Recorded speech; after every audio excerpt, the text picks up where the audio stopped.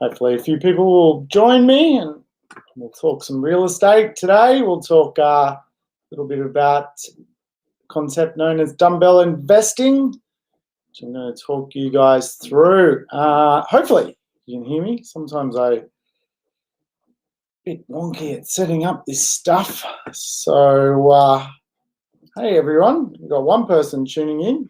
Hopefully they can hear me. And we can talk some real estate.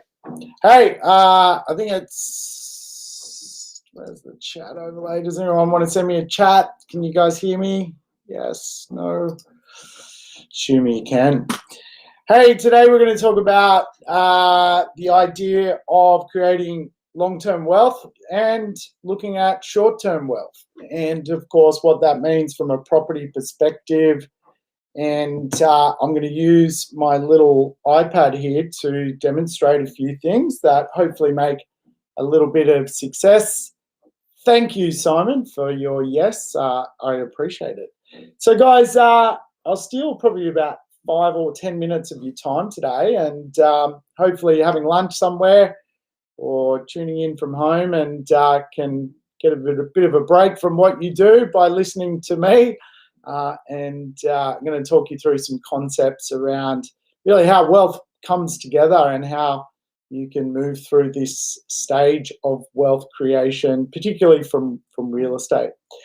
So I might flip over to my little whiteboard friend here and do some drawing. Now, dumbbell investing is really a share market term, but the same principle works really in any form of investing. If you can imagine a dumbbell, a weight that we, work out the guns with, we've got two sides of it. We've got really two parts to this puzzle. And the idea with dumbbell investing is that if you've only got sort of one side or one weight on one side, you're fundamentally not playing a big enough game, right? And so for us as property investors, the best way to understand that is short-term investing and long-term. So dumbbell investing is the idea that if we create long-term investments and combine them with short-term investments, we're going to sort of meet in the middle at a much wealthier place sooner. So obviously, when it comes to real estate, long-term investments really are 21 plus years. I mean, I always teach the principle that at a bare minimum, you need a medium-term investment strategy to do dumbbell investments at 15 plus years from real estate. So think about what that actually looks like. If we're talking really long-term investments, that actually means something you may never sell. So I don't know how old you guys are today. Let's say you're 35 years of age, and you're going to be owning real estate when you're 70, 80, 90 years of age. We're going to need a good piece of real estate for long-term investing. So, this is where I think shaping a portfolio as best as possible with modern properties with less maintenance is a good plan for long-term investing. Because, if you were to buy a property that was born in 1975, for example, maybe a little bit cheaper online, it may look like a good deal to start with. But actually, let's fast forward to, I don't know, the day you retire, 2050, that property is going to be 75 years of age the day you may actually step out of work. Then you've got to live on it for another 20 years. So the property is going to be older than you. And to me, when it comes to building a dumbbell strategy, being short-term and long-term, the idea of owning assets in my retirement, which throw my retirement into chaos, does not sound too much fun to me. So that is one of the reasons why I think, taking something relatively newer in the market, more modern, more up to date with today, you've got two things you've got to consider with this asset. for long-term investment. We'll get to short-term, but we're going to stick with long-term for now. The first concept with long-term investment is the day of maturity. Now, all that means is really the day you're expecting your final payment.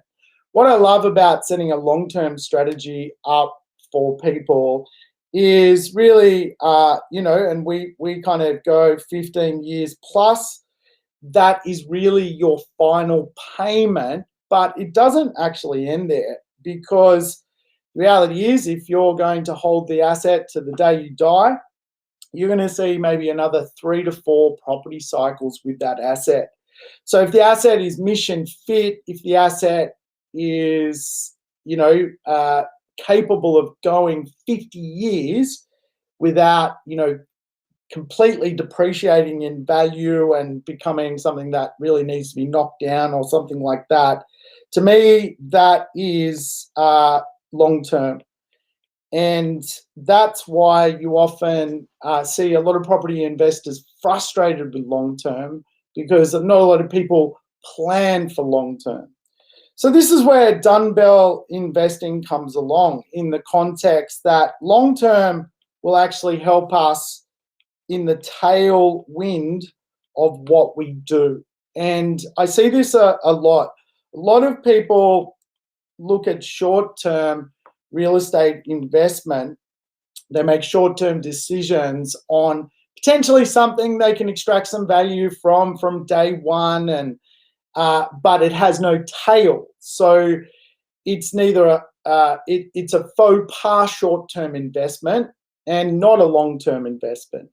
This is the catch for a lot of property investors, I find, is they buy an asset which really is depreciating so badly that it really won't make it to someone's retirement. And they're holding a deck of cards, if you like, which the day they retire just are not going to work for them. They're not going to go another 30, 40 years. A property that old now is just not going to get you to your end game, which is, ultimately holding assets to the end, right?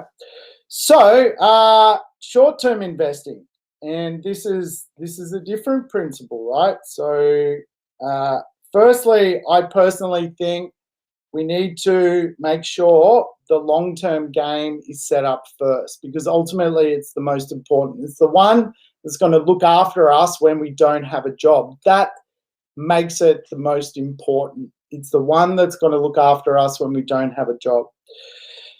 So, for me, I obviously, advocate trying to get, 3, 4, 5 properties into your long-term investment strategy. Once you've ticked off long-term, once you've ticked off the idea that you're set there, usually what happens is you can't borrow more money, but you've got equity. So in other words, the banks just, don't look at you favorably to go and borrow more money to create more debt, to add more assets to your long-term game. So that's one side of the dumbbell. The second side of the dumbbell is short-term investing. And, in some context, some people are short-term investors and successful. A lot of people, for example, give up their day job to become, house renovators or developers or this kind of thing. And really what I've seen is, if you're not a professional at short-term investing, you really probably will struggle with it. And that's where a lot of people spend so many years trying to become a short-term investor to make an extra 50, to make an extra 100 grand, and fail to set up their long-term investment strategy. So because they spend so much time here, they start to run out of time for the long-term game.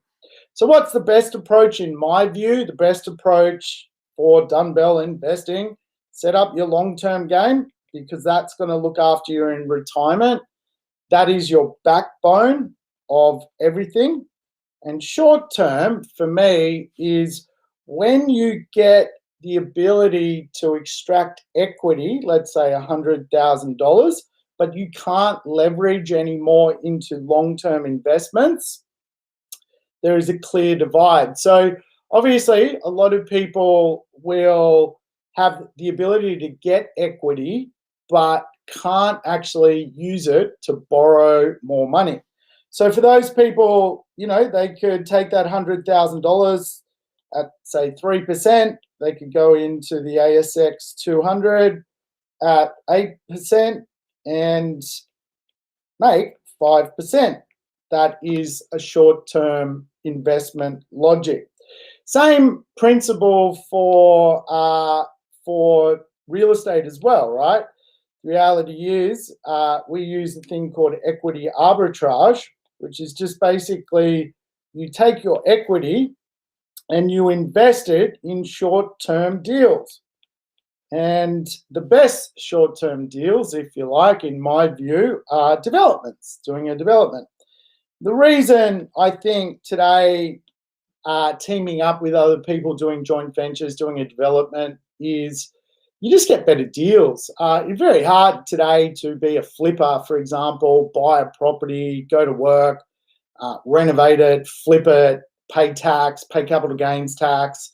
It's just a nightmare. So how do we create a short-term and long-term strategy? Well, we use the dumbbell effect.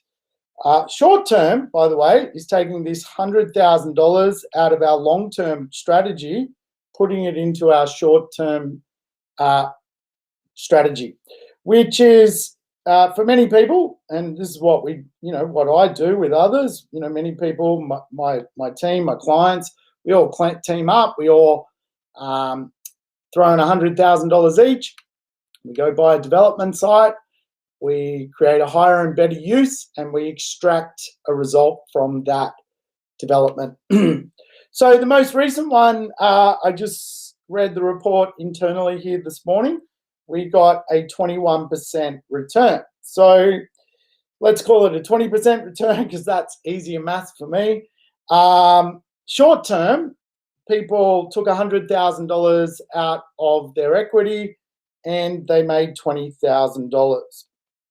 Now, think of it this way. Short term is just using the years to meet your long-term strategy, making money along the way.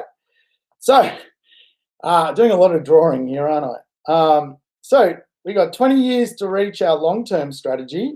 As long as we got the assets in our long-term strategy, we can wait 20 years for them to do their massive things, double, triple in value, all that kind of fun stuff. This is where the real wealth is. But as long as we can extract $100,000 at a bare minimum every single year on the way to this 20-year journey, we can, for example, throw $100,000 into the market, get ourselves around anywhere from a 15% to 20% return per deal we go in and out of using development. And that's just being part of like a syndication or a joint venture. So you can imagine all the, here's year one, year 2, 3, 4, 5, all the way to 20. The idea of dumbbell investments is exactly that. You've got one side which is long, one side which is short. You guide the two together, and that makes you fundamentally a bit of money out of real estate. And of course, this is something we're doing, certainly for the team inside our business, which is just great. It's just great to making money. So we're already moved from the first one. All those people have made money there, and now in the second one, and we're just short-terming our way to our long-term position, which is exciting. Hey, I hope that kind of made sense. I realize I should take some art lessons on how to draw. I didn't realize I was such a bad drawer doing this, but I'm having a bit of fun actually using the whiteboard. I've been inspired by Jason. He's a bit of a whiteboard nutter, and been watching his mornings, and I'm like, you know what? I can do that too. I'm going to give it a go. Hey, thanks. Hope you guys got a bit out of that. If you're in the mentoring next mentoring, we're going to do a little bit about dumbbell investing and what you can do short term to make a few bob, to get you where you need to go. And when you think about it, like the more you got up here, some people, can pull out $300,000 out of their long-term plan and pull it over here to their short-term plan, and they're making $60,000 per, basically per annum or thereabouts, and just guiding themselves all the way to that 20-year place. Long time, 20 years holding real estate. This is the hardest part when you buy real estate. The biggest problem you buy is time, right? And so the dumbbell effect kind of helps guide you through that at time. And, the problem is a lot of people want to start with the short, but you're actually better off starting with the long and then retrofitting the short in. When I say starting with the long, I've seen most people within 5 years can come back to the short game, really, tick over getting that cash rolling in, which is pretty cool. All right, I better go. Thanks for your time, everyone. Have a great day. Thanks for listening. Thanks, Ella. Thanks for saying thanks. Appreciate it.